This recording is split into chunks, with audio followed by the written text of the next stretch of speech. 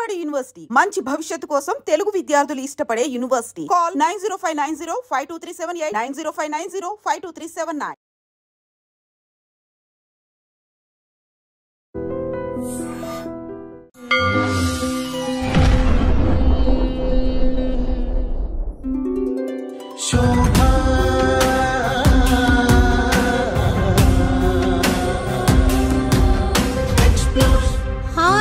Explore only the truth, the two for you all. Shobha explores. ఇంత చక్కగా కనిపించడం ఎలా సాధ్యపడింది?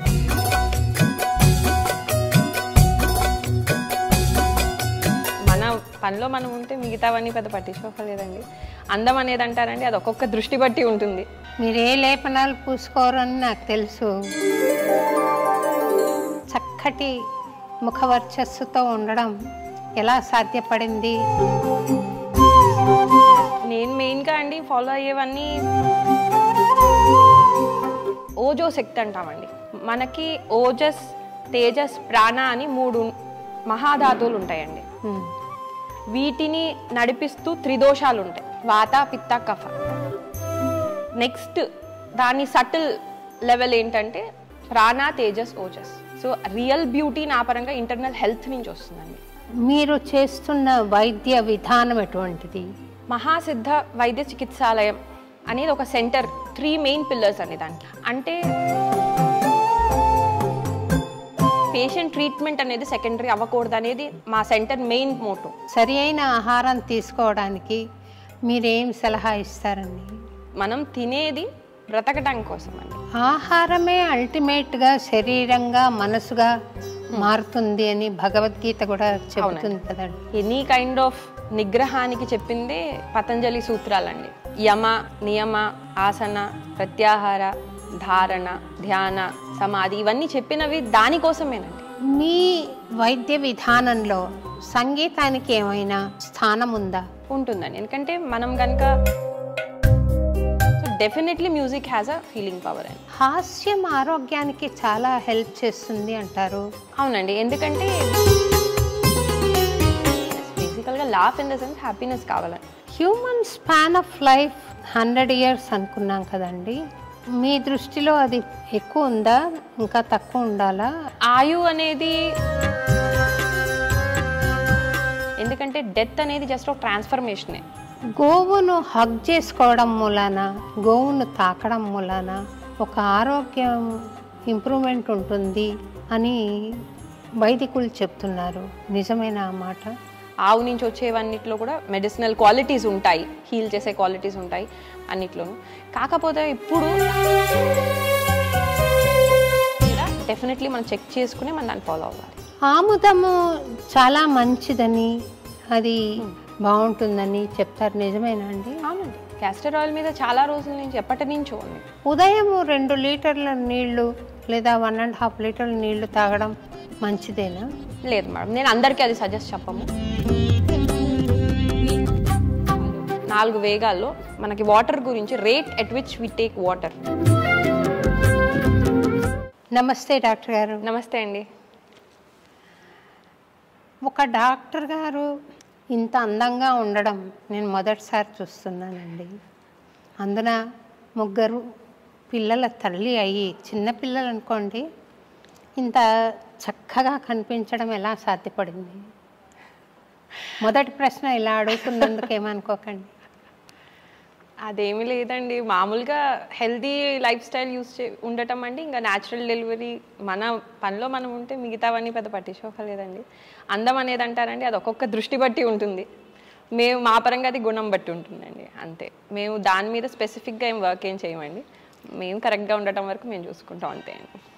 మీ పేరే ప్రసాద్ గారు నిర్లేప అని పెట్టారు కదా. మీరు ఏ లేపనాలు పూసుకోరని నాకు తెలుసు. అయితే ఏ రకమైన కాస్మెటిక్స్ సహాయం లేకుండా సహజ సిద్ధంగా చక్కటి ముఖవర్చస్సుతో ఉండడం ఎలా సాధ్యపడింది చెప్తే వేరే వాళ్ళు కూడా ఆచరించి ఆ రకంగా ప్రవర్తించడానికి ఉంటుంది అని. నేను మెయిన్గా అండి ఫాలో అయ్యేవన్నీ పెద్ద స్పెసిఫిక్గా దానికోసం వర్క్ చేసేదైతే ఏమీ ఉండదండి. కాకపోతే పాతకాలపు వాళ్ళకి కూడా ఇలాంటి ఎక్స్టర్నల్ లేపనాలు తక్కువే ఉండేవండి. వాళ్ళు మెయిన్గా చేసేది ఏంటంటే ఓజో శక్తి అంటామండి. మన ఓజో శక్తి, ఓజస్ శక్తి. మనకి ఓజస్, తేజస్, ప్రాణ అని 3 మహాధాతువులు ఉంటాయండి. ఓజస్ శక్తి, ప్రాణశక్తి, ఓజస్, తేజస్, ప్రాణ. మనం ఇప్పుడు కాలంలో అంతా కూడా న్యూట్రిషన్, కెమికల్స్ లేదా మాలిక్యులర్ స్ట్రక్చర్ మీద ఎక్కువ ఫోకస్ చేస్తున్నామండి. కానీ దీనిని మానిటర్ చేసేది లేదా దీనిని నడిపించేది ఇంకా ఎక్స్టర్నల్ ఇంకా ఉన్నాయండి. ఇంటర్నల్ ఫోర్సెస్ ఉన్నాయి, ఎక్స్టర్నల్ ఫోర్సెస్ ఉన్నాయి. వేటి మీదైతే ఈ మధ్య కాలంలో మనం దానికి తక్కువ ఇంపార్టెన్స్ ఇస్తున్నాం. ఏదైనా సరే మనం కొన్ని క్రైటీరియానే మనం లిమిట్ చేసేసుకున్నామండి. దాంతో దీన్ని నడిపించే వాటి గురించి తెలుసుకోవటం తగ్గిపోతుంది. కానీ పాతకాలంలో అంటే ఏన్షియంట్ టైమ్స్ కనుక మనం చూసినట్టయితే ఋషులు, మునులు ఆ టైం కానీ లేకపోతే ఆ టైంలో ఉండే చూసుకున్నట్టయితే వాళ్ళు ఎక్కువగా అన్నిటినీ చూసేవారండి.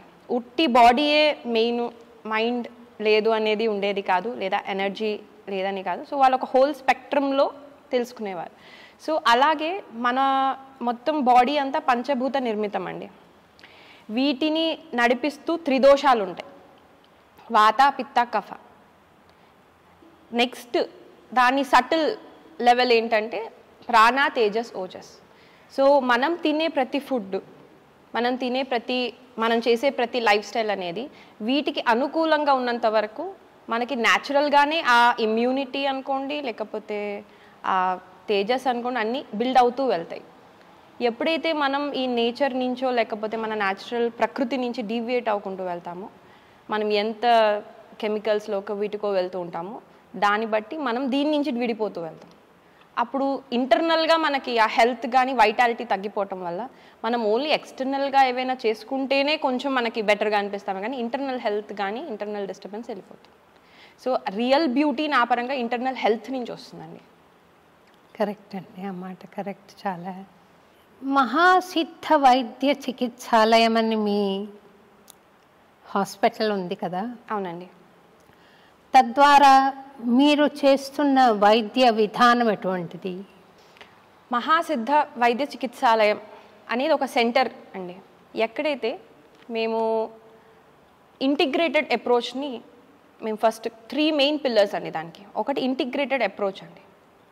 అంటే నేను ఒక డాక్టర్ కింద నా ఫస్ట్ ధర్మం ఏంటంటే పేషెంట్ని ట్రీట్ చేయటం.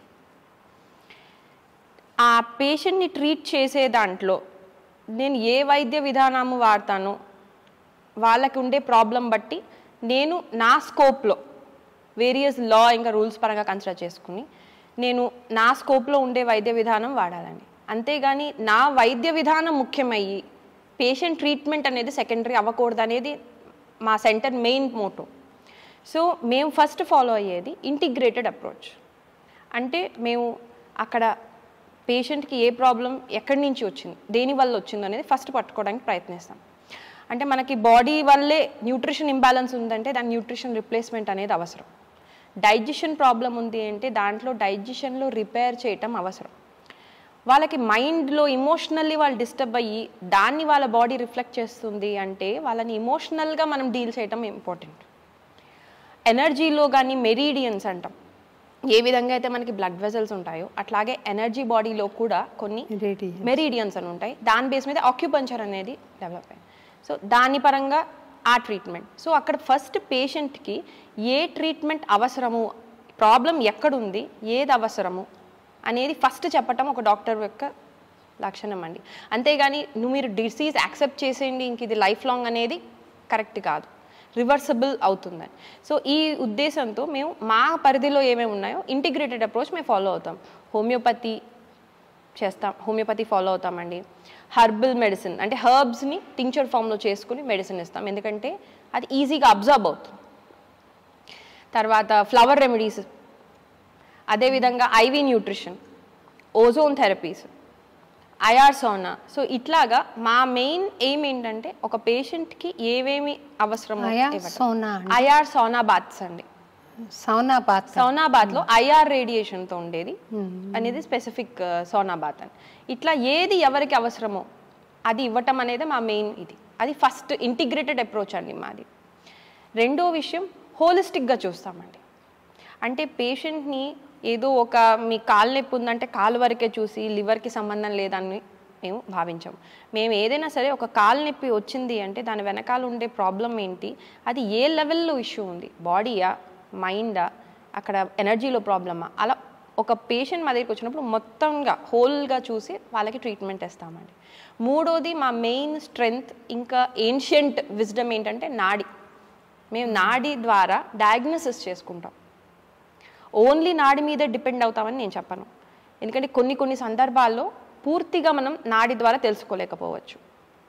కానీ నాడి ద్వారా డయాగ్నోసిస్ చేసుకుంటే మాకు చాలా విషయాలు ముందుగానే తెలిసిపోతుంది. ప్రయర్ స్టేజ్ ఆఫ్ డిసీజెస్ అనేవి చాలా వరకు తెలుసుకోవచ్చు. దాన్ని ల్యాబ్ రిపోర్ట్స్తో వాళ్ళ సిమ్టమ్స్తో మ్యాచ్ చేసుకుని మేము అప్రోచ్ అవుతామండి. సో మేము చేసేది ఈ మూడు కలిపింది. మేజర్గా మేము వర్క్ చేసేది రివర్సల్ ఆఫ్ క్రానిక్ డిసీజెస్ అండి.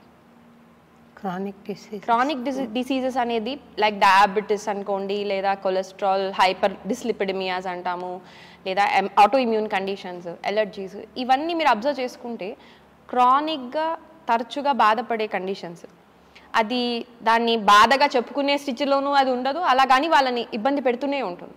అలాంటివి మనం ప్రస్తుతం సొసైటీలో యాక్సెప్ట్ చేసేస్తున్నాం. ఓకే, నాకు I'm an allergic patient, so నాకు ఇవి పడవు, నేను తినను, ఈ మూడే స్టెప్స్ ఉంటున్నాయి. కానీ రివర్సల్ అనేది కూడా అవకాశం ఉంటుంది ఇఫ్ మనం ప్రాపర్ వేలో కనుక దాన్ని ట్రీట్ చేసుకుంటూ వెళ్ళగలిగితే. సో బేసికల్లీ మా main approaches reversal of chronic conditions. సంతోషం అండి.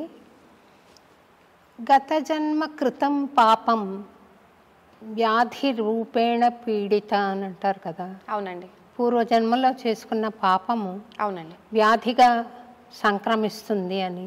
అవును. మీరు ఈ మాట మీద విశ్వసిస్తారా? ఈ మాట. అవునండి, డెఫినెట్గా. మరి నేను పాపం చేసి ఉంటే నాకు ఆ వ్యాధి వచ్చింది, మీరు ట్రీట్ చేయడం మూలాన బాగా అయిపోయిందంటే నేను ఆ కర్మను అనుభవించను కదా. మనం కర్మ యొక్క ఇంటెన్సిటీని తగ్గిస్తామండి. మీకు ఆ కర్మ కూడా ఉండాలండి దాన్ని క్లియర్ చేసుకునేది. ఏ విధంగా అయితే every action has equal and opposite reaction అనే న్యూటన్ లాని మనం అందరం నమ్ముతాము, అలాగే కర్మ లా కూడా ఎగ్జిస్ట్ అవుతుందండి. ఇప్పుడు మనకు ఎదురయ్యే సిచ్యువేషన్స్ అన్నీ దాని లా పరంగానే వస్తుంది. కానీ దాన్ని ఎలా హ్యాండిల్ చేసుకోవాలో మన చేతిలో ఉంటుంది. ఆ హ్యాండిల్లో ప్రయత్నమే వైద్యము ఇవన్నీ అండి. సో ఏవైతే మేము దాన్ని 3 విధానాలుగా డివైడ్ చేస్తామండి. పాపం వల్ల వచ్చిన దానికి డెఫినెట్లీ సొల్యూషన్ అనేది ఉంటుంది, దానికి సొల్యూషన్ అనేది దొరుకుతుందండి వాళ్ళకి. అదే కనుక బ్యాడ్ కర్మ అంటే మనసా వాచా కర్మ తెలిసి మరీ తప్పు చేసినప్పుడు దానికి సొల్యూషన్ వెతకడం చాలా కష్టం, దొరకటం కూడా కష్టం. వాళ్ళకి లైఫ్ లాంగ్ సఫరింగ్ అనేది ఉండే అవకాశం. అంటే అలా చేసిన వాళ్ళు ఎవరైనా బాగా రియలైజ్ అయ్యారనుకోండి, అప్పుడు ఉంటాయి. ఓలేటి వెంకటేశ్వర్లు గారని ఒక మహావిద్వాంసుల వారు ఉండేవారండి. ఒక ఆయన పినాకపాణి గారి శిష్యులు అనమాట. ఆయనకు ఊబకాయం ఉండేది నాలాగే. ఆయన స్టేజ్ మీద కాన్సర్ట్కి వచ్చి కూర్చుంటే ఇద్దరు పట్టుకొని వచ్చి కూర్చోబెట్టాలి. ఎప్పుడు నేను ఇది ఇంటర్మీడియట్ చదివే రోజుల్లో చూశాను వారిని. ఆ తర్వాత పరిచయం అయ్యి చాలాసార్లు మీట్ అయ్యాను అనుకోండి. మళ్ళీ కాన్సర్ట్ అయ్యాక ఇద్దరు లేపాలి. ఆ మహావిద్వాంసులు ఒకసారి డాక్టర్ దగ్గరికి వెళ్ళారంట. వెళ్ళి నాకు ఇలా ఒళ్ళు నొప్పులుగా ఉంది, మీరు ఏదైనా అడ్వైజ్ చేయండి డాక్టర్ గారు అని డాక్టర్ గారిని అడిగితే, రాత్రిపూట మీరు చపాతీలు తినండి అని చెప్పారంట. అయితే ఈ మహానుభావులు అడిగారంట, భోజనానికి ముందా భోజనానికి తర్వాత అని. అలా ఆహారం పట్ల అంతగా మక్కువ ఉన్న వాళ్ళలో నేను కూడా ఉన్నాను అనుకోండి. అలాంటి వాళ్లకు ఆహారం అంటే కొంచెం నిగ్రహించుకుని సరి అయిన ఆహారం తీసుకోవడానికి మీరేం సలహా ఇస్తారండి? ఆహారం అనేది అండి, మనం ఒక ఇంగ్లీష్లో ఒక సేయింగ్ ఉంటుందండి, don't live to eat, eat to live. అంటే మనం తినేది బ్రతకటం కోసం అండి. డెఫినెట్లీ ఫుడ్ని బాడీ అండ్ మైండ్ రెండుతో ఎంజాయ్ చేయాలండి. కానీ ఆ ఫుడ్డే మన వీక్నెస్ కాకూడదు. దాని పట్ల మన ఇంట్రెస్ట్ అనేది ఉండటం సహజమే, దాన్ని ఎంజాయ్ చేయటం కూడా కరెక్టే. కానీ ఏదైనా సరే, అది డోసేజ్ అవనివ్వండి, ఏదైనా సరే అవుట్ ఆఫ్ ప్రపోర్షన్ వెళ్ళినప్పుడే డిస్రెగ్యులేషన్ అనేది స్టార్ట్ అవుతుంది. మీరు అబ్జర్వ్ చేస్తే మన బాడీలో కూడా ప్రతిదీ ఒక రెగ్యులేటెడ్ వేలో ఉంటుంది. ఒక న్యూరో ట్రాన్స్మిషన్ అయ్యింది అంటే దాన్ని ఇన్హిబిట్ చేసేది కూడా ఉంటుంది. అంతేకాని ఇప్పుడు హ్యాపీనెస్ మంచిది మేడం, ఆర్ నవ్వడం ఇస్ గుడ్, కంటిన్యూస్గా నవ్వుతూనే ఉన్నామనుకోండి వ్యాధి. అలాగే ఎవరు కూడా ఫుడ్ ఎంజాయ్ చేయొద్దని ఎప్పుడు చెప్పమండి. కానీ ఏదైనా ఒక లిమిటేషన్ కానీ ఒక రెగ్యులేషన్ అనేది ఉండటమే ఈ నేచర్ యొక్క లా. మన బాడీ కూడా అలాగే వర్క్ అవుతుంది, మన బాడీను వర్క్ అవుతుంది, మన మైండ్ కూడా అలాగే వర్క్ అవ్వాలి. ఈ మధ్య కాలంలో మనం ఆ మైండ్ వర్క్ని తప్పిస్తున్నామండి. మైండ్ పరంగా మనం వెళ్ళటం ఎక్కువగా మైండ్ డ్రివెన్ పీపుల్ అయిపోతున్నాం. అంటే మన పరిస్థితి ఎట్లా ఉందంటే మేడం, కార్ ఎక్కుతాము, డ్రైవ్ చేద్దాం కూర్చుంటాం, కానీ కార్ మనం నడిపించేస్తూ ఉంటుంది. అప్పుడు మరి అది రోలర్ కోస్టర్ అవుతుందే తప్ప స్మూత్ డ్రైవ్ అవ్వదు. ఫుడ్ ఎంజాయ్ చేయండి, కానీ ప్రతిదీ ఒక రెగ్యులేటెడ్ వేలో వెళ్ళండి అనేది నేను ఎప్పుడు చెప్పేది మేడం. ఇప్పుడు పిల్లలు ఉన్నారు, వాళ్ళకి కూడా మనం ఇంట్రడ్యూస్ చేస్తేనే వాళ్ళకి ఫుడ్ తెలిసేది. వాళ్ళు పుట్టిన వెంటనే ఏమీ వెళ్ళి చాక్లెట్ పట్టుకోరు. సో మనం వాళ్ళకి ఏమి ఇస్తున్నామో కొంచెం అవేర్నెస్తో, ఇప్పుడు ఇవాళ చాక్లెట్ తిన్నారు మేడం, లేదా ఇవాళ స్వీట్ పెట్టారు, ఒక 1 month తర్వాత స్వీట్ పెట్టండి, ఆర్ ఒక 15-20 days గ్యాప్ ఇవ్వండి. వాళ్ళకి మనం అది మనలో రెగ్యులేషన్ ఉండి వాళ్ళకు కూడా అలవాటు చేస్తే ఫుడ్ అనేది మనకి హెల్ప్ చేస్తుందే తప్ప ప్రాబ్లం రాదండి. ఆహారమే అల్టిమేట్గా శరీరంగా మనసుగా మారుతుంది అని భగవద్గీత కూడా చెబుతుంది కదండి. మరి ఆహారం పట్ల నిగ్రహం కలగాలంటే సాధన ఏదైనా ఉందా?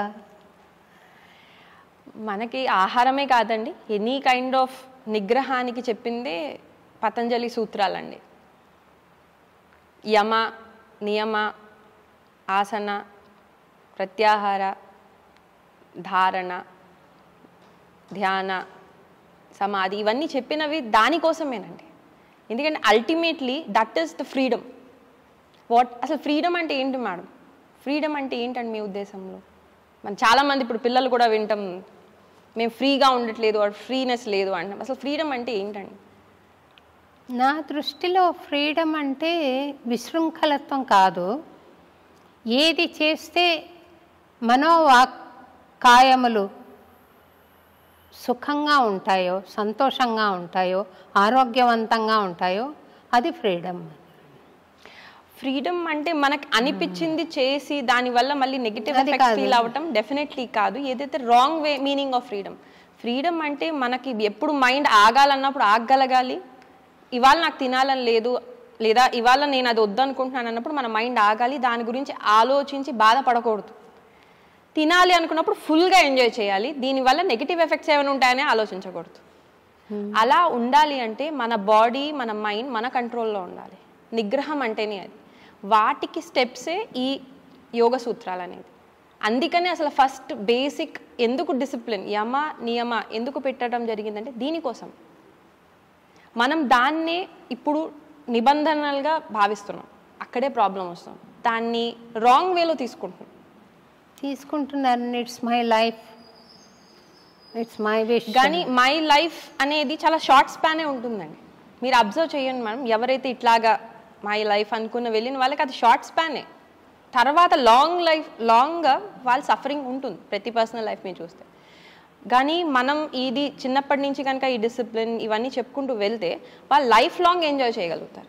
ఎప్పుడు ఎంజాయ్ చేయాలో అప్పుడు ఫుల్గా ఎంజాయ్ చేసుకుంటారు. ఏవైనా మనం ఇష్టమైనవి అంత ఆరోగ్యవంతమైన కాకపోయినవి తినాలనిపించినా తిన్నా దాన్ని వాళ్ళు ఇమ్యూనిటీ ద్వారా ఎదుర్కోగలుగుతారు. ఎందుకంటే వాళ్ళు తినగలుగుతారు కాబట్టి తర్వాత గ్యాప్ ఇచ్చే ఆ నిగ్రహం కూడా ఉంటుంది వాళ్ళకి. సో నా ఉద్దేశంలో ఆహారం అవనివ్వండి, ఏదైనా యాక్టివిటీ అవనివ్వండి, లేదా ఎనీ లైఫ్లో మనకి హ్యాపీగా ఫ్రీడమ్గా ఉండాలంటే డెఫినెట్లీ ఈ యమ నియమ దీన్ని ఫాలో అవుతేనే మనం అది రీచ్ అవ్వగలుగుతాం. There is no other short cut or other way నేను చూసినది. వైద్యో నారాయణో హరిహి అని ఒక ఆర్యోక్తి ఉందండి. అవునండి. అంటే వైద్యుడు నారాయణుడు, ఆయనే హరి అని అర్థం కదా. అంటే అంత పవిత్రంగా వైద్య వృత్తిని పాటిస్తున్నారా అందరూ? అది ఎవరికి వాళ్ళు క్వశ్చన్ చేసుకునే క్వశ్చన్ అండి. అది నేను వైద్యాన్ని తీసుకున్నప్పుడు నా ధర్మం అది, నేను పాటిస్తున్నానా లేదా నాకు తెలుస్తుంది.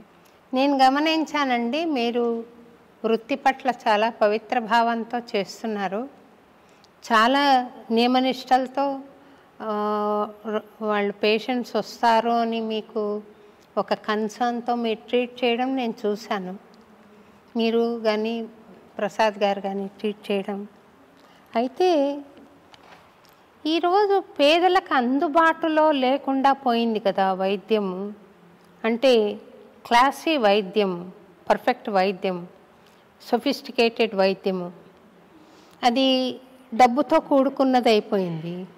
మరి ఈ పేద ప్రజలందరికీ భారతదేశంలో చక్కటి వైద్యం అందాలంటే మీ దృష్టిలో ఏదైనా విధానం ఉందా?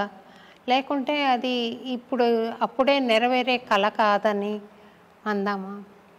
నా ఉద్దేశంలో అండి దీనికి అందరం కలిసి వర్క్ చేయాలండి. గవర్నమెంట్ అనే చెప్పను, గవర్నమెంట్ ఇటు ఆల్టర్నేట్ మెడిసిన్స్, ఆయుష్ వాళ్ళు ప్లస్ మోడర్న్ మెడిసిన్ అందరం కలిస్తేనే దీన్ని మనం రీచ్ అవ్వగలం. మనమే గనక ఒకరినొకళ్ళు అపోజ్ చేసుకుంటూ ఉంటే దీన్ని ఎంతవరకు రీచ్ అవ్వగలము అనేది నాకు డౌటే. నాకు మెయిన్ పాయింట్ ఒకటేనండి, డాక్టర్ ఎవరైనా కానివ్వండి అది మన ఎయిమ్ ఏంటండి, టు ట్రీట్ ద పీపుల్. కొన్ని చోట్ల కొన్ని సిస్టమ్ ఆఫ్ మెడిసిన్ పనిచేస్తుంది. ఇప్పుడు సిస్టమ్ ఆఫ్ మెడిసినే కానీ అది గ్రూపిజం కాదండి. అంటే నేను వైద్యాన్ని ఒక విధానంగా తెలుసుకున్నాను, ఇంకొకళ్ళు ఆయుర్వేదం అనుకోండి, ఇప్పుడు ఏదైతే సిస్టమ్ అంటున్నామో నా ఉద్దేశంలో ఆయుర్వేదం అనేది ఒక వేదం, ఒక వాస్ట్ నాలెడ్జ్. అది సిస్టంలోకి మనం కస్టమైజ్ చేయలేము. కానీ ఇప్పుడు అకాడమిక్ ఈజీనెస్ కోసం ఇప్పుడు ఒకే డాక్టర్ అన్ని సిస్టమ్స్ చదవలేడు కాబట్టి ఈజీనెస్ ఆఫ్ అకాడమిక్స్ ఈజీగా స్టడీ చేయడానికి లేదా స్పెషలైజేషన్ పరంగా వాళ్ళు ఒక కోణంలో చూసి దీంట్లో వాళ్ళు ఎక్స్పర్ట్ అయ్యారు. కానీ వాళ్ళకి మిగతా విధానాల్లో కొంచెమైనా ఒక ఐడియా ఉంటే ఒక పేషెంట్ మన దగ్గరకు వచ్చినప్పుడు ఎటు వాళ్ళని పంపించవచ్చో మనం చెప్పగలం. దీనికి మనం అందరం కలిపి వర్క్ చేస్తేనే అది రీచబుల్ అవుతుందండి. ఈ సిస్టమే ఉండాలి. ఇప్పుడు అంతా కూడా ఏమవుతుందంటే అండి ఆర్గ్యుమెంట్, సైన్సా స్యూడో సైన్స్ అనే సందిగ్ధంలోనే మనకి మొత్తం డివిజన్ జరిగిపోతుంది. నాకు అర్థం కాని విషయం ఏంటంటే అండి, మనకి ఋషులే అనుకోండి లేదా మునిలో ఆ కాలం వాళ్ళు టెలిస్కోప్ లేనప్పుడే ఖగోళ శాస్త్రం గురించి చెప్పారు, అర్త్ రౌండ్గా ఉంటుందని చెప్పారు. అదేవిధంగా మనకి ఆయుర్వేదంలో కూడా మైక్రోస్కోప్స్ లేనప్పుడే మనకి మైక్రో ఆర్గానిజమ్స్ గురించి కూడా ఎక్స్ప్లెనేషన్స్ ఇచ్చారు. సో వాళ్ళు ఏమీ లేకుండా అంటే ఇప్పుడు వీళ్ళు దీన్ని అవును ఉంది ఇవి ఉన్నాయి అని చెప్తున్నారు. నేను వీళ్ళ తప్పు వాళ్ళ తప్పు అనట్లే. వాళ్ళు ఆ కాలంలో ఇలాంటి ఇన్స్ట్రుమెంట్స్ హెల్ప్ లేకుండే చూశారు అంటే డెఫినెట్లీ వాళ్ళు చెప్పే వాటిలో నిజం ఉంటుంది, తప్పకుండా ఉంది. మనకు అర్థం అవ్వట్లేదు. ఇప్పుడు కాలం వాళ్ళు దీన్ని బేస్ చేసుకుని అది స్యూడో సైన్స్ అనే ఆర్గ్యుమెంటే ఒక విధంగా బేస్లెస్ అనిపిస్తుంది. అశ్వగంధ అప్పుడు ఏం పని చేసేదన్నారో ఇప్పుడు అలాగే పనిచేస్తుంది. క్వాలిటీ ఆఫ్ హర్బ్ మారి ఉండొచ్చు బికాస్ ఆఫ్ ఎన్విరాన్మెంట్, కానీ దాని యాక్షన్ ఇస్ సేమ్. పసుపు అలాగే ఉంది. కానీ మనం ఇప్పుడుండే డ్రగ్స్ తీసుకున్నాం అనుకోండి, ఫస్ట్ ఇంట్రడ్యూస్ చేస్తాము, ఒక 10 years వాడగానే దీనివల్ల ఈ సైడ్ ఎఫెక్ట్స్ ఉంది దీన్ని తీసేయండి అంటాం. మరి ఇన్ని క్లినికల్ ట్రయల్స్ ఇవన్నీ అయ్యాక వై ఇస్ ఇట్ చేంజింగ్? మరి అది కూడా అలా స్టాండర్డైజ్ అయిపోవాలి కదా. నేను ఇది కూడా రాంగ్ అనట్లేదండి, ఎందుకంటే మనం చేంజ్ అవుతున్నాం. We are in a changing environment. So నా ఉద్దేశం ఏంటంటే అండి, డెఫినెట్లీ చెప్పిన ఆయుర్వేదంలో కానీ మన వేదాల్లో చెప్పిన మెడిసిన్స్ అనుకోండి అన్నీ కూడా వీ హ్యావ్ టు అండర్స్టాండ్. అంతేగాని దాని స్యూడో సైన్స్ అని కంప్లీట్ మాస్క్ అవుట్ చేసేయడం మనం చేసే మేజర్ మిస్టేక్ అనేది నా ఫీలింగ్ అని. దాంతో చాలా రీసెర్చ్ పొటెన్షియాలిటీ మనం వదిలేసుకుంటున్నాం. సో అందరం కలిసి వర్క్ చేస్తేనే మనకి కావాల్సిన సొల్యూషన్ అనేది ఉంటుంది.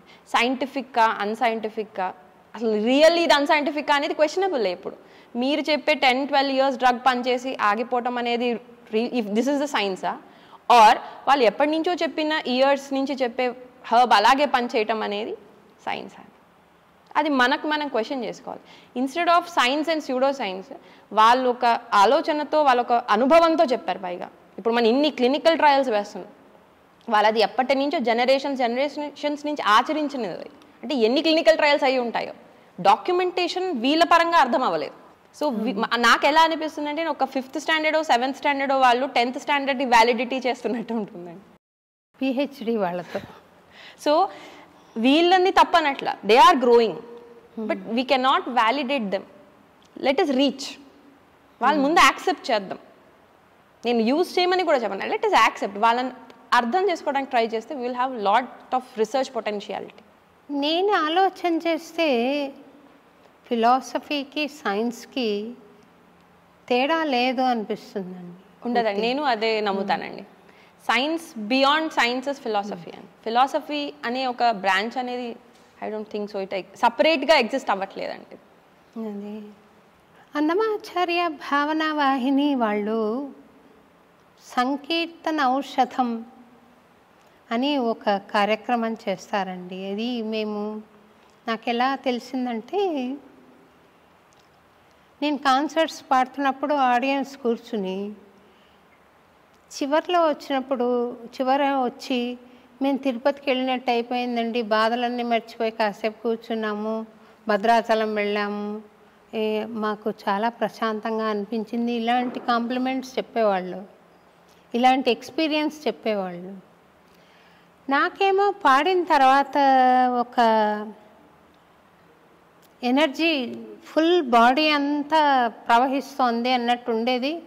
వాళ్ళు వచ్చి మాట్లాడితే నాకు ఇష్టం ఉండేది కాదు. అప్పుడు నేను గబగబా పాడి గ్రీన్ రూమ్లోకి వెళ్ళిపోయి సైలెంట్గా కూర్చునేదాన్ని. దాంతో శోభారాజు చాలా ప్రౌడ్ అని పేరు వచ్చినా పర్వాలేదు అనుకున్నాను. కానీ ఎప్పుడైతే అన్నమాచార్య భావనా వాహిని నా భుజాల మీదే మోయవలసిన పరిస్థితి వచ్చిందో అప్పుడు నేను థ్యాంక్స్ అండి అనడం మొదలుపెట్టాను. ఎప్పుడైతే అలా మొదలుపెట్టానో ఆ ఫీలింగ్ నాకు తగ్గుతూ వచ్చింది. అది కూడా గమనిస్తూ వచ్చాను నేను. ఈ సంకీర్తన ఔషధం అనేది ఫార్మలైజ్ చేసి వీళ్ళ ఎక్స్పీరియన్స్లు నా ఎక్స్పీరియన్స్ క్రోడీకరించుకుని 2000 సంవత్సరంలో నిమ్స్లో మొదటిసారి ప్రజెంట్ చేశామండి. డాక్టర్ కాకర్ల గారు ఇది హాస్పిటల్ దేవాలయమా అని కామెంట్ చేశారనమాట. అట్లాంటి ఎక్స్పీరియన్స్ వచ్చింది అని. మ్యూజిక్ హ్యాజ్ అన్ ఎఫెక్ట్ అంటారు అవునండి శరీరం మీద. నేను దాన్ని పరిపూర్ణంగా నమ్ముతున్నానండి. ఎందుకనంటే with all my drawbacks, physical drawbacks, with music I could carry on. అది మీ వైద్య విధానంలో సంగీతానికి ఏమైనా స్థానం ఉందా? ఉంటుందండి, డెఫినెట్గా.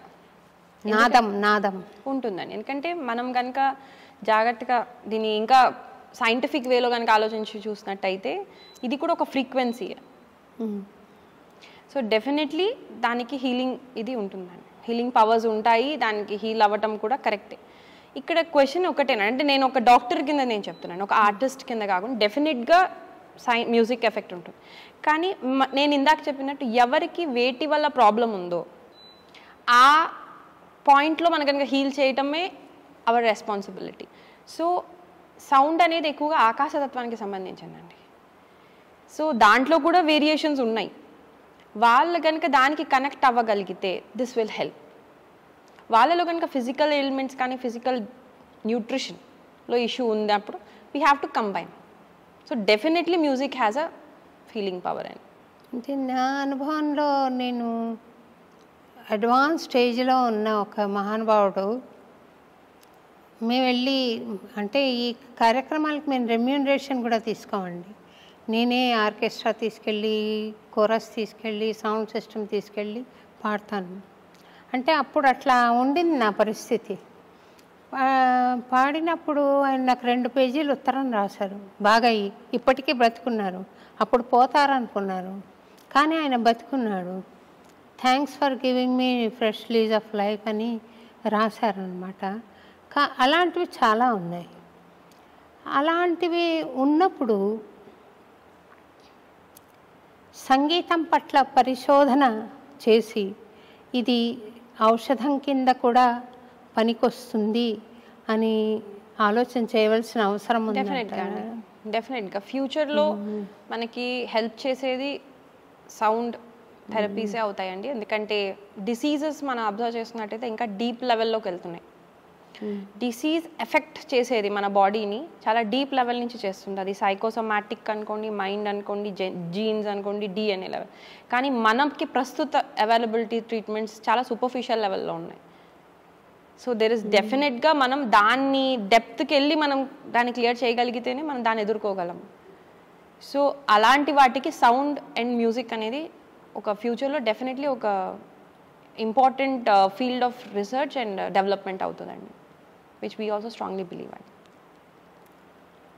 ధన్యాకి నేను మీ అమ్మాయి ధన్యోస్మి నేను పాడడం, నేను నేర్పడం చాలా సంతోషం అనిపిస్తుంది. ఆ పిల్లలు పెరుగుతున్న తీరు తెన్నులు, వాళ్ళు ఫాలో అవుతున్న వాల్యూ సిస్టమ్, ఏదో మా ఆయన చెప్పారండి దీని తర్వాత ఎత్తేమంటే అది విరుద్ధాహారము అని. నాకెంత సంతోషం అంటే ఆ విరుద్ధాహారము అనడం, అంత చిన్నపిల్లలు వీళ్ళకి ఎంత వెయిన్స్లోకి వెళ్ళిపోయింది తత్వము అని సంతోషమైంది. మీరు కూడా సంగీతంలో ఉన్నారు, పాడతారు. మా ప్రేక్షకులకు ఒక పాట పాడి వినిపించండి. దానికి ముందు మేడం నేనైతే ఫస్ట్ యాక్చువల్గా నేను మా అమ్మాయి ఏజ్లోనే నేర్చుకున్నానండి. 6 years నుంచి మేబీ ఒక 4 years అంతే నేర్చుకున్నాను. అది కూడా వేరే ఊర్లో నేర్చుకున్నదండి. నేను ఇంత సీరియస్గా ఏమీ దీన్ని తీసుకోలేదు, కానీ సంగీతం ఎప్పుడు ఇష్టము. మేము అప్పుడు ఫస్ట్ నేర్చుకున్నవి కూడా మీ పాటలు వినే నేర్చుకున్నామండి. ఎక్కువగా మాకు బాగా గుర్తండి, అన్నమాచార్య కీర్తనలు అంటే శోభారాజ్ గారివే పెట్టాలి అని మా అమ్మ పెట్టేదండి. సో అలా స్టార్ట్ చేసినది ఇది. ఆ తర్వాత మా అమ్మాయి మీ దగ్గర నేర్చుకోవటమే మాకు ఫస్ట్ పాజిటివ్ సైన్ అనుకోండి, దేవుడి దగ్గర నుంచి, లేకపోతే సరస్వతి విద్య దగ్గర నుంచి అనిపించింది ఆ బ్లెస్సింగ్. సో నేను పాడటం కూడా ఫస్ట్ నారాయణతోనే పాడతానండి. ఒక చరణం. నారాయణతే నమో నమో, నారాయణతే నమో నమో, నారాయణతే నమో నమో, భవ నారద సన్నుత నమో నమో, నారాయణతే నమో నమో, భవ నారద సన్నుత నమో నమో, నారాయణతే నమో నమో. మురహర భవహర ముకుంద మాధవ, మురహర భవహర ముకుంద మాధవ, గరుడగమన పంకజనాభ, మురహర భవహర ముకుంద మాధవ, గరుడగమన పంకజనాభ, పరమా పురుష భవబంధ విమోచన, పరమా పురుష భవబంధ విమోచన, నరమృగ శరీర నమో నమో నమో, నరమృగ శరీర నమో నమో, నారాయణతే నమో నమో, భవ నారద వినుత నమో నమో నారాయణ తే నమో నమో. బాగుందమ్మా చాలా. లేదండి ప్రాక్టీస్ కానీ ఏమి లేదు, టేప్ రికార్డర్ అలా నేర్చుకున్నదే తప్ప పెద్ద నేను అథెంటిక్గా నేర్చుకోలేదు, అందుకే మా అమ్మాయికి నేర్పిద్దామనండి. సంతోషం తల్లి. మేము ఇక్కడ మార్చ్ 1 నుండి క్లాసెస్ స్టార్ట్ చేస్తున్నామమ్మా. అప్పటి నుంచి కూడా తప్పకుండా నేర్పుతాము. కొంచెం టైం పట్టింది, కరోనా నుండి డిస్లొకేషన్ వచ్చింది, అప్పటి నుండి కూడా మళ్ళీ కుంభాభిషేకం అనుకోవడం ఇలాంటివి రావడం వలన కొంత. హాస్యం ఆరోగ్యానికి చాలా హెల్ప్ చేస్తుంది అంటారు, ఈ విషయాన్ని మీరు నమ్ముతారా? అవునండి, ఎందుకంటే మీకు న్యూరో ట్రాన్స్మిషన్స్లో మీకు దాని ఎఫెక్ట్ తెలుస్తుందండి. ఎండార్ఫిన్స్ ఇవి రిలీజ్ అవుతాయి. సో ఏమైనా పెయిన్ ఉన్నా దానికి ఉండే ఏదైనా ఈజీగా డిజాల్వ్ అవుతుందండి ఆ ఎండార్ఫిన్స్కి సంబంధించిన రిలీజ్ అయినప్పుడు. సో లాఫ్టర్ అనేది కన్నా హ్యాపీనెస్ మెయిన్ అండి. నా ఉద్దేశంలో హ్యాపీనెస్ కన్నా ముందు పీస్ ఆఫ్ మైండ్ ఇంపార్టెంట్ అండి. పీస్ ఆఫ్ మైండ్ అనేది చాలా ఇంపార్టెంట్, తర్వాత లాఫ్ ఆర్ హ్యాపీనెస్. బేసికల్గా laugh in the sense happiness కావాలని. ఆ హ్యాపీనెస్ సాటిస్ఫైడ్ స్టేజ్లో ఉన్నప్పుడు ఉంటే న్యూరో ట్రాన్స్మిషన్ ఫిజికల్గా ఇమోషనల్గా మనకు ఉండే బ్యాలెన్స్ అనేది చాలా రకాల సింపాథెటిక్ అండ్ పారాసింపాథెటిక్ని బ్యాలెన్స్ చేస్తుంది. సో అంటే డాక్టర్ గారు, సామాన్య మానవులు ఉన్నారనుకోండి, వాళ్ళ యాంగ్జైటీకి లోన్ అవుతూ ఉంటారు. ఇది నాకు వస్తుందా రాదా, ఇది జరుగుతుందా జరగదా, ఈరోజు నాకు ఇదేమంటారు సెన్సెక్స్ ఇది ఎలా ఉంటుందో, దీని మీద ఆలోచన పడి వాళ్ళు యాంగ్జైటీ డెవలప్ చేసుకోవడం మూలాన అనారోగ్యం పాలవడానికి అవకాశం ఉంది. అట్లాంటి వాళ్ళను పీస్ ఆఫ్ మైండ్గా ఉండండి అని మనం చెప్పామనుకో, మనం మెడిటేషన్లో కూర్చున్నా కూడా అజిటేషన్ అయిపోతుంది.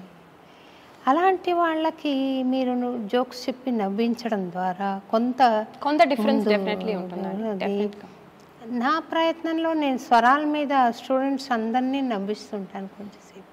వాళ్ళు స్కూల్ నుండి కాలేజ్ నుండి ఆఫీసుల నుండి వస్తారు కదా, ఎట్లాగో ఓర్న్ అవుట్ ఫేసెస్ నవ్విన తర్వాత I see the change in them, they feel relaxed.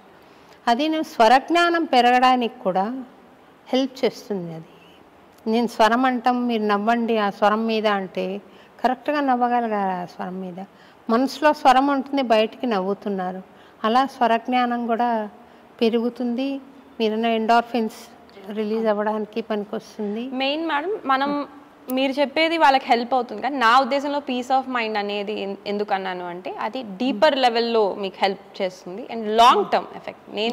నా మెయిన్ ఎయిమ్ ఎప్పుడు మేడం షార్ట్ టర్మ్ కాదు. మనం హెల్త్ ఆరోగ్యం అనేది ఏదో ఇప్పుడు మనం సెట్ చేసుకుంటే మళ్ళీ ఒక 3-4 monthsలో మళ్ళీ మనం ఇబ్బంది పడేదాన్ని ఆరోగ్యం సెట్ చేసినట్టు అనిపించదు. ట్రీట్మెంట్ కాదు అది, ఇట్స్ మేనేజ్మెంట్. సో మేనేజ్మెంట్తో పాటు మనం ట్రీట్మెంట్ కూడా మనం రిస్టోర్ చేసుకోలేకపోతే ఫ్రాంక్లీ మనం ఏమీ రీచ్ చేయలేం. ఇప్పుడు బాగా చదువుకునే పిల్లలు కూడా ఆ నిమిషంలో వాళ్ళు స్ట్రెస్ అవుట్ అయిపోయి 10th క్లాస్ మొత్తం వాళ్ళ ఆరోగ్యాన్ని పాడు చేసుకునే లెవెల్లో వాళ్ళు కనుక చదువుకున్నారనుకోండి, ఇంటర్ ఎట్లా చదవగలుగుతారు? మనం అక్కడ షార్ట్ టర్మ్లో నేను ఇది అచీవ్ చేశాను అనేదే ఆలోచిస్తున్నాం. పేరెంట్స్ కూడా అలాగే ఆలోచిస్తున్నారు. 10th క్లాస్ అనగానే అందరం సీరియస్గా వర్క్ చేసేస్తారు, ఇంకా వాళ్ళు 24 hours స్టడీ చేయాలి. ఎందుకు అంత స్ట్రెస్ అవుట్ అవుతున్నారు అనేది మనం ఆలోచించుకోవాలి. ఒక సిచ్యువేషన్కి, ఒక ఎగ్జామినేషన్కి మనం ఎందుకు అంత స్ట్రెస్డ్ ఫీల్ అవుతున్నాం? సెన్సెక్స్ అన్నారు, ఇవన్నీ అన్నారు. ఆ స్థితికి టెంపరీగా దాని సొల్యూషన్ చూసుకోవడం ఇస్ రైట్ అండి, డెఫినెట్గా. కానీ తర్వాతైనా మనకి ఆ ప్రాబ్లం సొల్యూషన్ చూసాక అసలు ఈ స్థితి ఎందుకు వచ్చింది అనేది ఆలోచన చేయడం, ఆ డీప్ థింకింగ్ అనేది మనం వదిలేసామండి. ఆ నిమిషం బాగుందా, వీఆర్ గుడ్, మళ్ళీ ప్రాబ్లం వచ్చినప్పుడు చూసుకుందాం అనే మేనేజ్మెంట్ స్టేజ్లోకి మన మైండ్ సెట్ అయిపోయింది. దాంతోనే మనకు పీస్ ఆఫ్ మైండ్ లేదు. నన్ను ఒక స్పెసిమెన్గా తీసుకుని నన్ను మీరు మోడల్గా తయారు చేయగలుగుతారా పర్ఫెక్ట్ ఆరోగ్యానికి? మీరు చెప్పినట్టు వింటాను. ఎక్కువగా మేడం ఆరోగ్యం అనేది 80% మన చేతిలో ఉంటుందని, 20% డాక్టర్స్ చేతిలో ఉంటుంది. యాక్చువల్లీ 80% కనుక మీరు హ్యాండిల్ చేసుకోగలిగితే మాత్రం డెఫినెట్గా ఎవరైనా సరే దాన్ని రివర్స్ చేయగలుగుతాం. నేను హ్యాండిల్ చేసుకోవాల్సిన విషయాలు ఏముంటాయంటారు? ఆహారం రెగ్యులేషన్ అండి, నిద్ర, స్లీప్, బేసిక్ ఎక్సర్సైజ్ 3 ఇంపార్టెంట్ అండి. ఎందుకంటే మనకి బేసిక్ ఎక్సర్సైజ్ అంటే నేను మిమ్మల్ని జిమ్లోకి వెళ్ళిపోమనట్లే, కానీ మినిమం స్ట్రెచెస్, నేను జనరల్ చెప్తాను మేడం.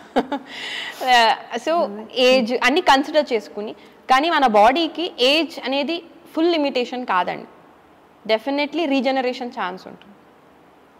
సో మీరు అబ్జర్వ్ చేస్తే చాలామంది 78 years వాళ్ళు కూడా మిగతా డిసీజ్డ్ ఉన్నట్టు ఉండరండి. సో వాళ్ళు న్యాచురల్ లైఫ్ స్టైల్ లీడ్ చేస్తుంటారు, వాళ్ళ పనులు వాళ్ళు చేసుకోగలుగుతారు.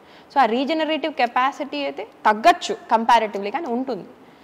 మనం అనుకోవాలే కానీ మేడం, బాడీ మైండ్ని కనుక మనం రెగ్యులేట్ చేసుకుని మన ప్రొఫెషనల్ లైఫ్లోకి వరకే పెట్టుకోగలిగితే డెఫినెట్లీ రివర్సిబుల్ ఛాన్సెస్ ఉంటాయి. Human span of life 100 years అనుకున్నాం కదండి, ఇప్పుడు మామూలుగా 80 years వరకు వచ్చిందేమో. మరి మీ దృష్టిలో అది ఎక్కువ ఉందా, ఇంకా తక్కువ ఉండాలా, ఎక్కువ అయిందా?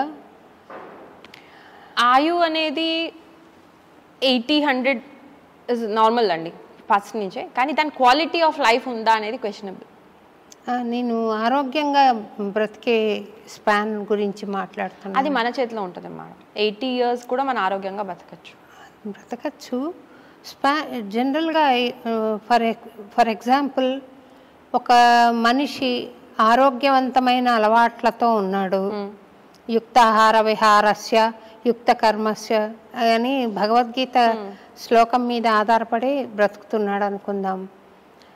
ఆయన స్పాన్ ఆఫ్ లైఫ్ 80 years ఉంటుందా, 150 సంవత్సరాలు చేయొచ్చండి. ఇట్ కెన్ ప్రొలాంగ్ అండి. ఆయన లైఫ్ స్టైల్ అనేది అదే అంటున్నాను మేడం, అది వాళ్ళ చేతిలో ఉంటుంది. అండ్ ఇట్ కెన్ ఎక్స్టెండ్ వాళ్ళు కనుక హెల్తీగా ఉంటాయి. కానీ ఏదైనా సరే ఆయు అనేది ఓన్లీ మన దీని మీద డిపెండ్ అవుతుంది, మన పాస్ట్ కర్మల మీద కూడా డిపెండ్ అవుతుంది. కాబట్టి అది డెఫినెట్లో ఉంటుంది. దానికన్నా ముందు ఇప్పుడు మనం దీపంలో నూనె పోసాం మేడం, ఆ నూనె అయిన తర్వాత కనుక దీపం ఆరిపోయిందంటే అది న్యాచురల్. ఎందుకంటే డెత్ అనేది జస్ట్ ఒక ట్రాన్స్ఫర్మేషనే, అది ఇంకా అయిపోయినట్టు, ఫుల్ స్టాప్ కాదు.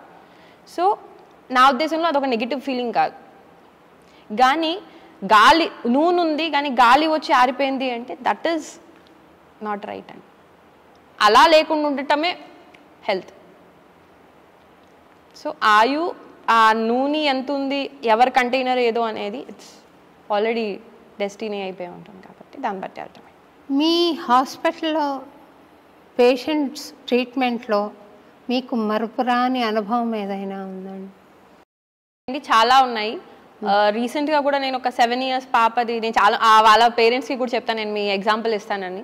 7 years పాపకి చేసామండి, ఎలర్జీ కేసు చేసాము. ఫుల్ స్కిన్ అంతా డార్క్, మీకు డార్క్ అని కాదని మొత్తం నేను చాలా పేషెంట్స్కి చూపిస్తాను. నేను సఫరింగ్ అంటే ఒక్కొక్కరు వచ్చి మాకు కొంచెం మీ ప్రాబ్లం వస్తే నేను చాలా సఫర్ అవుతున్నాను అన్నప్పుడు ఆ పాపను చూపిస్తానండి. ఆ పిల్ల నడవలేక ఉండే కండిషన్ ఉండేది, స్టెరాయిడ్స్ అని వాడొచ్చారు, స్కిన్ కండిషన్ అస్సలు తగ్గలేదు. మా దగ్గరికి 7 yearsకి కరెక్ట్గా లాస్ట్ డిసెంబర్ వచ్చారండి. లాస్ట్ డిసెంబర్ కన్నా అవునండి అప్రాక్సిమేట్లీ. సో 2023 ఆ డిసెంబర్లో వచ్చారు, ఎవరో తెలిసిన వాళ్ళ ద్వారా పంపించారు. అసలైతే కేసు తీసుకోవడం కూడా కష్టం అండి, ఎందుకంటే 7 years పాపకి ట్రీట్ చేయటం, మెడిసిన్స్ ఇవ్వటం అన్నీ ఆలోచించుకోవాలి. చిన్నపిల్ల కాబట్టి న్యూట్రిషన్ మనం పెట్టేయలేము కూడా, మనం చాలా జాగ్రత్తగా వెళ్ళాలి. ఆ కేసు సాల్వ్ చేస్తే చాలా హ్యాపీ అనిపించిందండి. తర్వాత ఇన్ఫర్టిలిటీగా బాధపడిన వాళ్ళు 20 years 22 years వాళ్ళకి బేబీ ప్రెగ్నెన్సీ న్యూస్ ఒకటి బాగా హ్యాపీ అనిపిస్తుంది. మెయిన్గా ఛాలెంజింగ్ అనిపించేది క్రానిక్ కండిషన్స్ ఏదైతే అసలు ఇప్పుడు ఎలర్జీస్ లేకపోతే ఆటో ఇమ్యూన్ కండిషన్స్ ఏవైతే ఉంటాయో అవి మేము రివర్స్ చేయలేకపోతున్నాం అనే వాళ్ళకి ఎప్పుడైతే when they reverse back. So అట్లాంటివి చాలా వరకు హ్యాపీ కేసెస్ ఉన్నాయండి.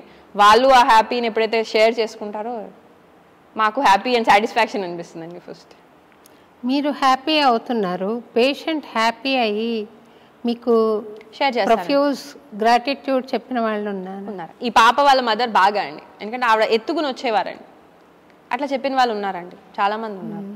సంతోషం, హ్యాపీ. ఈ పేషెంట్ ట్రీట్మెంట్లో భగవంతుడి ఇన్వాల్వ్మెంట్ ఉంటుంది కదండి? డెఫినెట్గా అండి.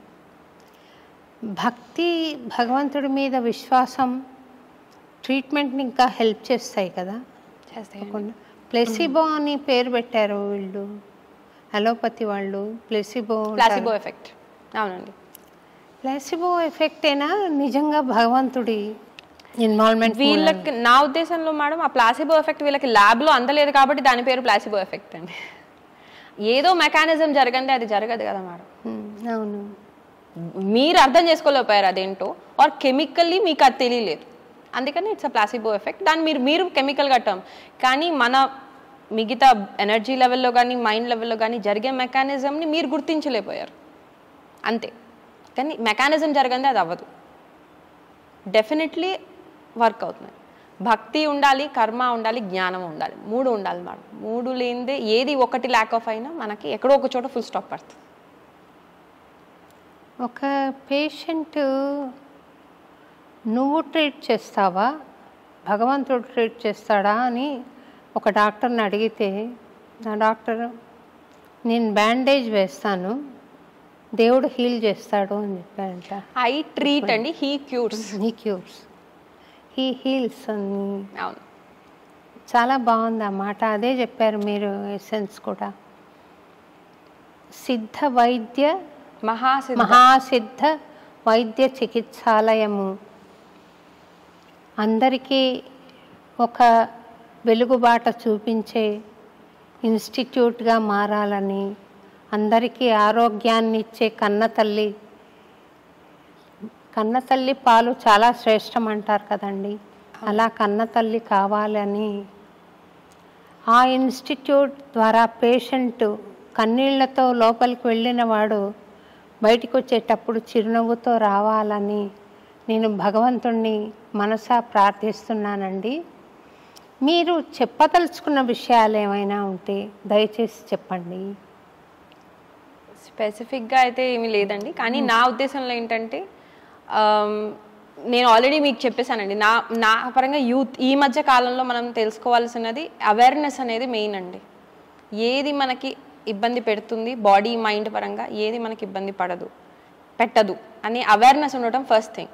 సెకండ్ థింగ్, మన రెగ్యులేషన్ ఎప్పుడు వదలకూడదండి, ఫ్రీడమ్కి కరెక్ట్ మీనింగ్ తెలుసుకోండి. మూడోది, మన రూట్స్కి ఎప్పుడు కూడా అటాచ్ అయి ఉండాలండి. మన రూట్ లేని ట్రీ అనుకోండి ఏదైనా సరే ఎప్పటికైనా పడిపోతుంది. సో మన రూట్స్ని మనమే ఇది అసలు నిజమా అనే క్వశ్చనింగ్ కన్నా ఇది నిజం, ఎలాగ నిజం అనేది తెలుసుకునే వైపు మనం కనుక వెళ్ళగలిగితే చాలా ఇప్పుడుండే కండిషన్స్ ఈజీ అయిపోతాయి. ఎప్పుడైతే మనం మన రూట్స్ నుంచి డిటాచ్ అయిపోయామో వేరియస్ రీజన్స్ వల్ల అండి, అప్పుడే మనకి ఇప్పుడు అంతా కంగారు, ఈ యాంగ్జైటీ, ఈ స్ట్రెస్లు పెరిగాయండి.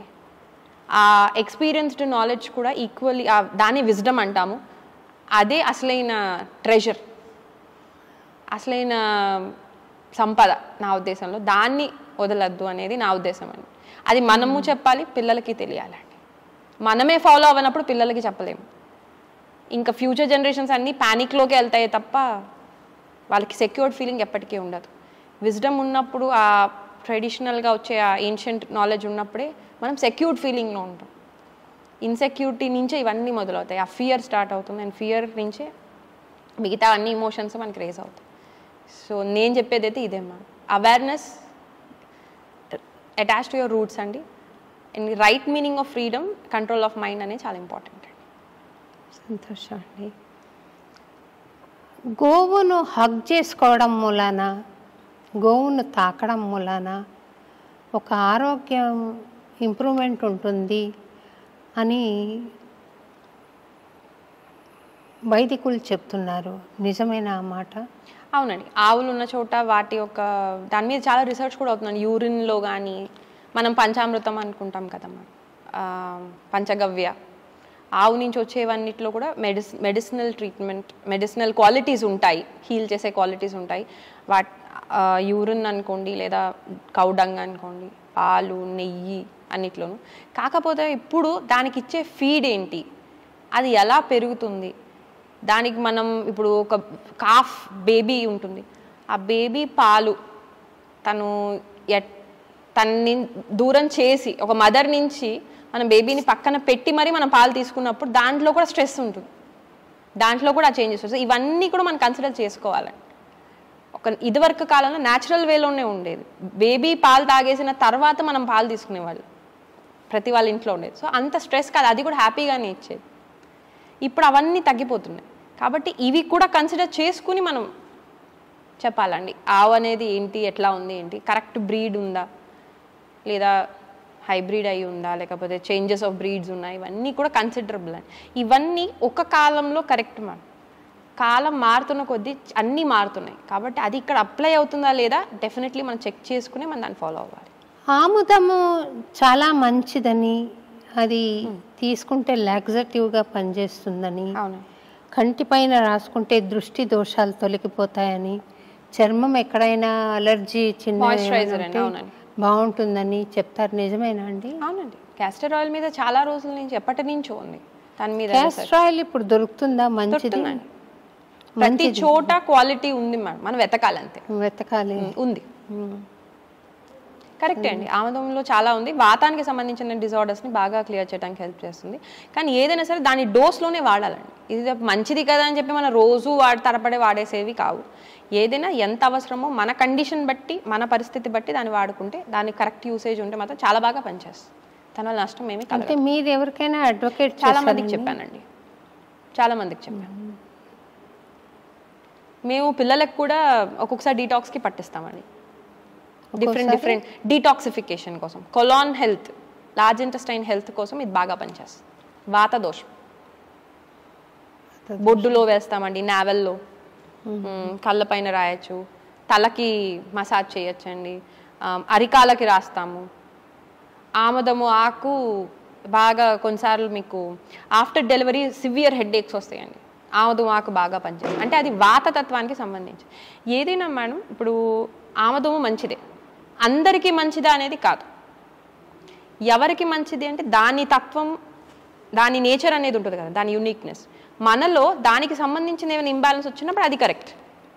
అంటే ఈ జిగ్జా పజిల్లో ఇది వచ్చి సెట్ కావాలి. ఇది సెట్ కాని దాంట్లో మనం పెట్టి ఇది పని చేయట్లేదు, ఇది వేస్ట్ అని పక్కన పడేయడానికి ఉండదు. మీరు కరెక్ట్గా దాన్ని ప్లేస్ చేయలేదు అంతే.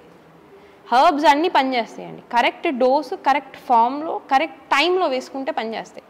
మంచిది కదా తిప్పతిగా రోజు తాగేసామనుకోండి, అది కరెక్ట్ కాదు. ఇప్పుడు వాటర్ హెల్దీయా అన్హెల్దీయా మేడం? వాటర్ హెల్దీ కానీ it has to be pure. అది మేడం ప్యూర్, దాని క్వాలిటీ ఏంటి, ఎంత మంచిది కదా అని చెప్పి నేను 6 లీటర్స్ 7 లీటర్స్ 8 లీటర్స్ తాగుతూ వెళ్ళాను అనుకోండి, అది హెల్ప్ అవుతుందా? అలాగే ఏదైనా సరే ఆ రెగ్యులేషన్, అదే మేడం కీ ఈజ్ రెగ్యులేషన్. మీరు వాటర్ సంగతి మాట్లాడారు కాబట్టి ఒక ప్రశ్న అడుగుతానండి. ఉదయం 2 లీటర్ల నీళ్లు లేదా 1.5 లీటర్ల నీళ్లు తాగడం మంచిదేనా? లేదు మేడం, నేను అందరికీ అది సజెస్ట్ చెప్పము. 250 ml చాలండి. అది కూడా వాటర్ మీదే మీకు చాలా క్లియర్గా సూత్రాలు ఉంటాయండి. వాటర్ కూర్చుని తాగాలి, తర్వాత సిప్ బై సిప్ తాగాలి. మనం ఏ స్పీడ్తో వాటర్ తాగుతామో కూడా మన యూరిన్ ఫ్రీక్వెన్సీని, అమౌంట్ ఆఫ్ యూరినేషన్ని కూడా డామినేట్ చేస్తుంది, దట్ ఇన్ఫ్లుయెన్స్ చేస్తుంది. ఇది రీసెంట్గా ఇప్పుడు ఫారినర్స్ వాళ్ళు రిసర్చ్ చేసి వాళ్ళు చెప్పుకుంటున్నారు, ఎందుకంటే వాళ్ళకి ఆ ఫ్రీక్వెన్సీ ఆఫ్ యూరినేషన్ ఎలా ఆపాలో దానికి. కానీ మన ఆయుర్వేదంలో 4 వేగాల్లో మనకి వాటర్ గురించి, rate at which we take water అనే దాని మీద కూడా సూత్రాలు ఉన్నాయి. వాళ్ళు క్లియర్గా చెప్తారు కూర్చుని తాగాలి ఎప్పుడు కూడా వాటర్ అనేది. చాలా రకాల హెర్నియాస్ని అది రాకుండా ఆపే ఛాన్సెస్ ఉంటాయి. తర్వాత అది సిప్ బై సిప్ తీసుకోవాలి. మార్నింగ్ పూట 2 లీటర్స్ ఎట్ అ టైం తీసుకోమని నేనైతే చెప్పనండి. ఎవరికి తీసుకోవాలి, మీకు కనుక మోషన్ ఏమైనా ప్రాబ్లం ఉన్నా, హై బ్లడ్ ప్రెషర్ ఉన్నప్పుడు 2 లీటర్స్ కాదు బట్ 1 లీటర్ స్లోగా తాగమని చెప్తాను. కానీ అది కూడా రేర్ కండిషన్స్. 250 ml సరిపోతుంది. వామ్ వాటర్ అయితే బెటర్ కంపారిటివ్గా. పిత్త కలిగిన వాళ్ళ, పిత్తం హైగా ఉన్న వాళ్ళకి వామ్ వాటర్ కూడా ఇబ్బంది. నార్మల్ రూమ్ టెంపరేచర్ ఉండే వాటర్ బెస్ట్. సో ఈ విధంగా ప్రతిదానికి మేడం ఉంటాయి. ఎప్పుడైతే ఒక జనరల్గా మనం ఇది తీసుకోండి ఇది మంచిది అని చెప్పడానికి కష్టం. అలా ఉండే చాలా తక్కువ ఉంటాయి. అక్కడ ఉండే పరిస్థితి బట్టి దాన్ని మార్చుకోగలగాలి. ఆ అవేర్నెస్ ఉండాలి మేడం, మెయిన్ అదే. సంతోషం అండి. ఈ నవగ్రహాలు ఉన్నాయి కదండి, నవగ్రహాల ఇన్ఫ్లుయెన్స్ బాడీ మీద ఉంటుంది అని చెప్తారు కదా, ఆ విషయం గురించి మీరేమి? ఉంటాయండి. దాన్ని బట్టే కదండి సూర్య నమస్కారాలు అనుకోండి, లేకపోతే మనకి రాసుల ఇన్ఫ్లుయెన్స్ అనేది బాడీ మీద ఉంటుందనేది సూర్య నమస్కారాల ద్వారా తెలుస్తుంది. ఈ నవగ్రహాల యొక్క ఇన్ఫ్లుయెన్స్ కూడా మన బాడీలో ఉంటాయండి, బాడీ మీద ఉంటాయి వేరియస్. దాన్ని మెడికల్ ఆస్ట్రాలజీ కింద చెప్తారు. చాలా మందులకు అది హెల్ప్ అవుతుంది. దానికి చాలా రకాల ఆ హర్బ్స్కి సంబంధించిన మొక్కలు కానీ ఫ్లవర్స్ కానీ బేస్ మీద మేము కూడా చేస్తామండి. కాకపోతే దాన్ని మెడికల్ ఆస్ట్రాలజీ కింద ప్రొజెక్ట్ చేయము. ఎప్పుడైతే పుష్పాయుర్వేదం ఫ్లవర్ థెరపీస్ ఇస్తామో బాగా తెలిసిన వాళ్ళు ఉంటే డెఫినెట్లీ మేము అది అప్లై చేసిస్తాం. నాకు అసలు ఈ విషయం నేను ఎక్కడా చదవలేదండి. It just got flashed in my mind. ఏమనంటే ఆంజనేయ స్వామి అరటి పండ్లు పెడతాం, అరటి ఆకులు, అరటి చెట్లు, ఆంజనేయ స్వామి శక్తి వాటిలో ఉంటుంది అని, ఆరెంజ్ కలర్ థెరపీ, అవును అవును, ఇవన్నీ నాకు కోరిలేషన్ ఉంది గ్రహాలకి, డెఫినెట్గా యూనివర్స్లో ఉన్న చెట్లు చేమలకి, పుట్టలకి, పాములకి, పక్షులకి, మనుషులకి ఒక అనుబంధం ఉంది, ఒక కనెక్షన్ ఉంది. పరబ్రహ్మ ద్వారా అన్నిటికీ కనెక్షన్ ఉంది. ఆ కనెక్షన్ పరిపూర్ణంగా అనుభవించిన వాడు యోగి అవుతున్నాడు, పాక్షికంగా అనుభవించిన వాడు ఉత్తమ మానవుడు అవుతున్నాడు, అసలు అనుభవించిన వాడు బాధపడుతున్నాడు అని అనిపిస్తుంది. అంతే, అవునండి. ఎందుకంటే బయట ఏదైతే ఉందో మ్యాక్రో కాస్మ్ అంటాం, బయట ఉన్నదే మనలో కూడా ఉంటుంది. దాని స్మాల్ రిప్రజెంటేషనే మనం. సో మనం కనుక దీన్ని స్టడీ చేసుకుంటూ దాన్ని కోరిలేట్ చేసుకోగలిగితే చాలా లాస్ కానీ చాలా సీక్రెట్స్ కానీ ఈజీగా అర్థమవుతుంది. దాని బేస్ మీద మనకి వేదిక్ నాలెడ్జ్ అనేది వచ్చింది. కనుగొను నీ విగ్రహమే గ్రహబలం ఇది నాకు అంటాడు అన్నమయ్య. సో పరబ్రహ్మను పట్టుకున్న వాడికి ఇంకా అల్టిమేట్ అనుకుంటా అట్లాంటి యోగి అన్నమయ్య. ఈరోజు మీరు అన్నమయాచార్య భావనావాహిని అన్నమయపురం వచ్చి చాలా అద్భుతమైన విషయాలు తెలియజేశారు డాక్టర్ గారు. Thank you very much. నేను అడగలేని అజ్ఞానం ఉంటే, మీరు చెప్పదలుచుకున్న విషయాలు ఉంటే దయచేసి అలా ఏమీ లేవండి, మీరు అన్నీ ఆల్మోస్ట్ అడిగేశారు మేడం. హ్యాపీ అండి, మేము కూడా చాలా లక్కీ అండి ఇటు రావటం, మాకు చాలా అదృష్టంగా అనిపించింది. Thank you. అందుకే మీరు అడిగిన వెంటనే మేము వచ్చేస్తానండి.